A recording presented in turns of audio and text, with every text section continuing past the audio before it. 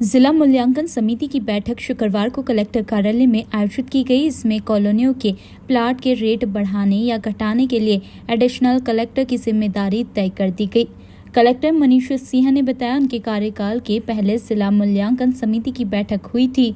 इसके बाद भी कई लोगों के सुझाव आ रहे थे कि किसी के रेट ज्यादा हो रहे हैं तो किसी के कम हो रहे हैं। बैठक के माध्यम से सभी सुझाव को सुना गया। इस बैठक में इंदौर के जनप्रतिनिधि भी शामिल हुए, जिन्होंने अपने सुझाव को रखा।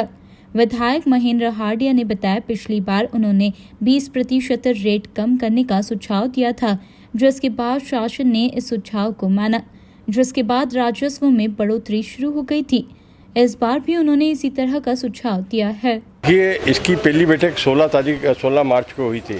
उसके बाद इसमें कुछ 26 आपत्तियां आई थी। लगभग सारी आपत्तियां मान्य की गई हैं। सरकार ने 20% गाइडलाइन पिछली बार कम की थी, तो उसमें रेवेन्यू में अधिकता आई थी, रेवेन्यू बढ़ा था। तो मैंने सुझाव दिया है कि अगर 20-25% और रेवेन्यू का गाइडलाइन कम कर दिया जाए तो आने वाले समय में सरकार को और ज़्यादा रेवेन्यू मिल सकता है। तो हमारा सुझाव भोपाल जाएगा रजिस्ट्रार के पास। मैं समझता हूँ अगर ये हो जाता तो इंदौर में जो राजस्व की आय होती वो अधिक होगी। नहीं भाई, ये कमेटी बनी है, कमेटी वहाँ और यहाँ में कोई अंतर नहीं है। ये सुझाव जो जाएंगे सीधे हो ही जाएंगे, उनके ऊपर मेरे नाम से जाएंगे ये। इस दौरान कलेक्टर मनीष सिंह ने स्पष्ट किया है, बैठक में जो सुझाव मिले हैं उन्हें कॉलोनी के हिसाब से देखा जाएगा। शहर के पॉश इलाकों और बाहरी क्षेत्रों के लिए अलग अलग तरह की गाइडलाइन तैयार की जाएगी।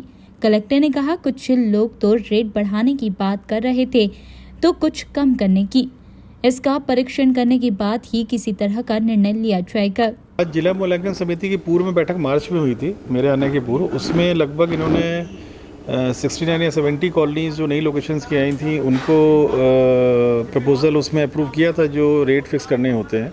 जो भी ज़मीन रहती है, कॉलोनी रहती है, उसके आसपास की जो हाईएस्ट रहती है वो जोड़ते हैं इसमें। तो उसके परीक्षण के लिए आज हमने बोला कि पुनः चेक कर लें जो नॉर्म्स है गवर्नमेंट के, उसके अकॉर्डिंग इन्होंने किया है कि नहीं किया है। कुछ 26 एप्लीकेशंस और आई थी सुझाव अनुसार पब्लिक से, जिन्होंने समय दिया था पब्लिक को। उसमें 4 तो ऐसी थी जो रेट बढ़ाने की बात कर रहे थे, वो रिजेक्ट हो गई, जो कि वो अधिकार नहीं था इस समिति को। और कुछ और एप्लीकेशंस थी जो अमान्य हुई हैं, उसमें से 19 इन्होंने एक्सेप्ट करने का दिया था। तो उसको भी समिति ने पूरा विचार किया है आज, और उसका परीक्षण हम लोग कर रहे हैं। और परीक्षण के बाद अगर ठीक से जो स्टेट गवर्नमेंट के नॉर्म्स हैं उस प्रकार से इन्होंने कैलकुलेशन किया होगा डीआर ऑफिस ने, तो उस पर फिर हम लोग उसको प्रपोज करेंगे।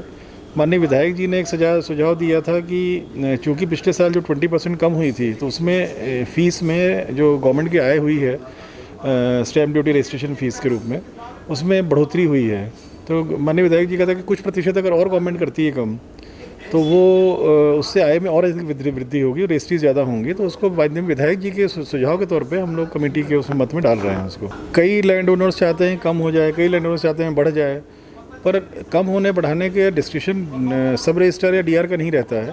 उसमें जो गवर्नमेंट की गाइडलाइंस उस प्रकार से निर्णय लिया जाता है, वो गवर्नमेंट की गाइडलाइन के हिसाब से इन लोगों ने निर्णय लिया है कि नहीं लिया है, इसके लिए एडिशनल कलेक्टर रैंक अफसर को हमने डिप्यूट किया है। और हर कॉलोनी की जो मैप्स बनाए होंगे इन्होंने, उस मैप की लोकेशन होगी उस कॉलोनी की, उसके आसपास की ज़मीनों की, भूमियों की लोकेशन उसमें अंकित होगी, और उनके रेट्स क्या हैं 19-20 के उसमें, और उसमें से किसका अधिकतम है जो लिया है इन्होंने, वो वेरीफाई करने के लिए एडिशनल कलेक्टर नियुक्त किया है हमने। तो जो पहले 69-70 इन्होंने जो ले ली हैं, या अभी जो 19 को प्रपोज़ किया है, इन सब चीज़ों में गवर्नमेंट के निर्देशों के तहत डीआर ऑफिस ने प्रपोज किया है कि नहीं किया है, उसके लिए कलेक्ट्रेट में एडिशनल कलेक्टर को जिम्मेदारी दी गई है।